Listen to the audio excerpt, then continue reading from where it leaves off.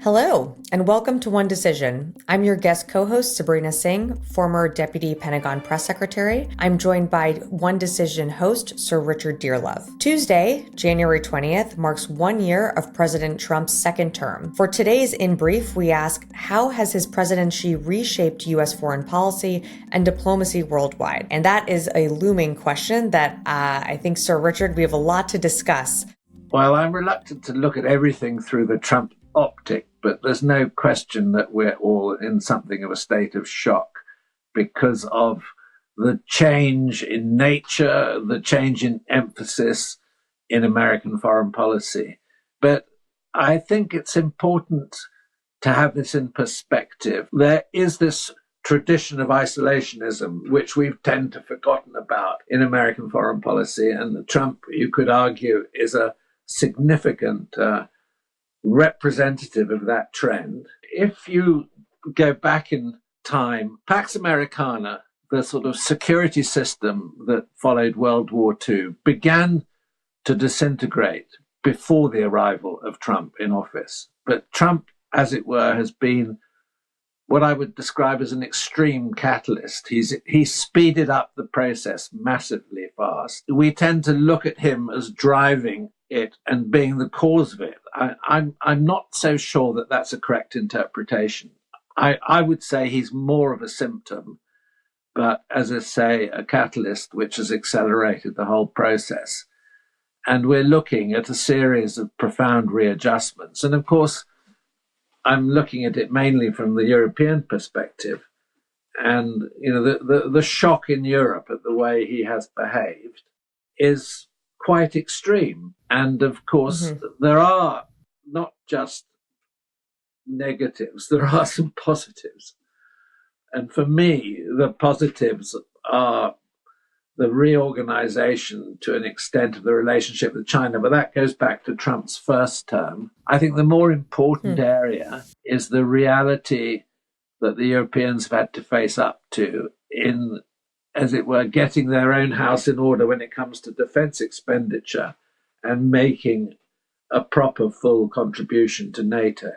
Now, these are all issues that came up during the first Trump administration. I think they came into power the second time round with a much more prepared agenda and with a willingness to carry and push through policies which were implicit previously and now have become actual. These are my sort of general observations. I'm always keen not to be entirely negative about what's happened and try to see some positives. But the negatives are obviously there.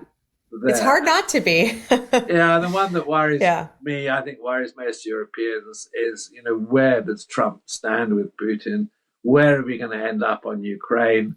Every time we have an initiative towards Putin that looks too favorable to Russia, there's a pushback.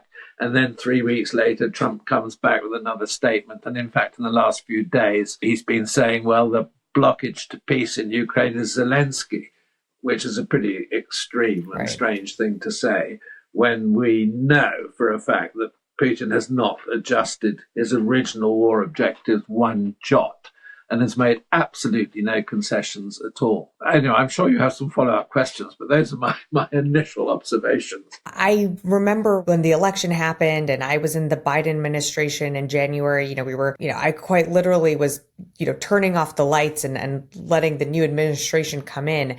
And just looking back at the last year, we left office. And all of a sudden, everything was in the lens of Doge. Almost immediately, Trump taking office, USAID was shuttered. You had so many news cycles that just kind of became almost like daily occurrences. It was USAID, and then tensions were very high in what was happening in the Middle East, and you had this, somewhat tenuous ceasefire come together, and then what you were just saying of this, literally this red carpet rolled out for Vladimir Putin and that, blow up between Zelensky and Trump in the Oval Office in February. And then you look to summer where we had, we conducted joint strikes with Israel and Iran, to at the, starting the year, 3 days in to the new year, we led an effort to change a regime in Venezuela under kind of the guise that this was about narco terrorism and drug trafficking out of Venezuela. It just seems like kind of every day it's like hard to keep up with what the news is and what this administration is doing. I think what you were just getting at too is like this idea of, isolationism. We're returning to that. Something that my old boss used to say or would always talk about is the international rules-based order, and something that, we pride ourselves on as the United States is upholding. And now it's sort of, I think, I don't know what the future holds, but a new order is emerging, and that consequence that it will have for our very special relationship with the UK and other partners and allies around the world. And we're only, 3 weeks into January at this point. We haven't mentioned Greenland. We haven't mentioned Iran. Yeah. In all of these right. extraordinary events, Greenland maybe is the most strange, given the long-term nature of the relationship between the United States and Denmark and other European powers that have equities and interests. I think it's worth mentioning, I think there might be a solution to the Greenland issue, which is copying the situation that the UK has to cover its bases in Cyprus. And we have something called sovereign base areas, where effectively the areas of Cyprus which have been conceded as sovereign base areas, i.e. the writ of the UK runs absolutely inside these areas. And it may be that there are wild chunks of Greenland, which nobody worries about too much, which could be conceded as sovereign base areas for American forces. But that's by the by. I just cannot see it's in anybody's interests, even Trump's, to force some sort of confrontation over Greenland. Yeah. But let's see how that plays out. And maybe it is only an issue of negotiation, although he keeps saying things that then persuade you, well, maybe he really is serious about taking it over. Going back to another issue, which is Iran. I strongly supported the attack on the Iranian nuclear capability, because I felt that for years this has dragged on and on and on. And it's been a really massive problem in the Middle East in particular. And I always felt that the JCPOA was a very poor agreement. And then, Trump cauterizes it by taking this extraordinary decision, which nobody expected him to take. And it's clearly turning out, I think, to be a decision perhaps with positive consequences. Maybe it's too early to draw conclusions. It depends now what happens to the administration, the theocratic administration, the regime in Iran. My own expectation is it's probably on its, I wouldn't say its last legs, but on its last months of survival. But it has been such a roller coaster. Yeah. There's just so much has happened. And I think there remains an outstanding question, because we can't go on indefinitely having these shocks and surprises. The international security system needs to settle down again at some point. But what is the model? How, and ultimately what it would depend on is the counterbalance in relationship between China and the United States. The two superpowers economically. How are we going to order a world where they can live together, trade with each other, have very different and opposed value systems? They're very adversarial. But on the other hand, can we make that work? I suppose you would argue that in the Cold War, eventually we found a modus vivendi with the Soviet Union. And I think it's important now that people in the Trump administration, the ideologues, and there are some ideologues there, start thinking about how they counterbalance a world between themselves and China, because that question is hanging heavy in the air, and there's no apparent progress yet towards an answer.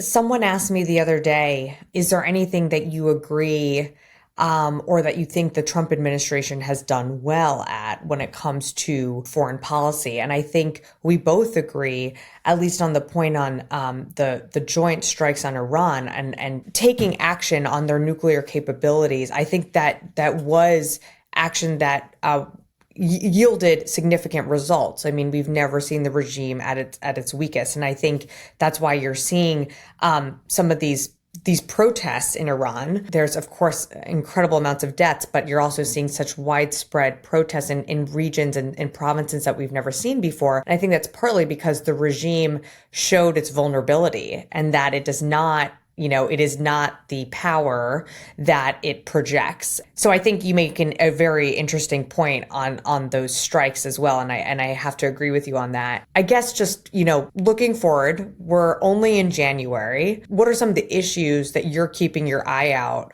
for this year, or at least the coming months, that you think we need to pay attention to? Well, I think from my perspective, Ukraine is crucial. It's a brutal, ghastly war. It does need to end, but it needs to end without concessions to Putin.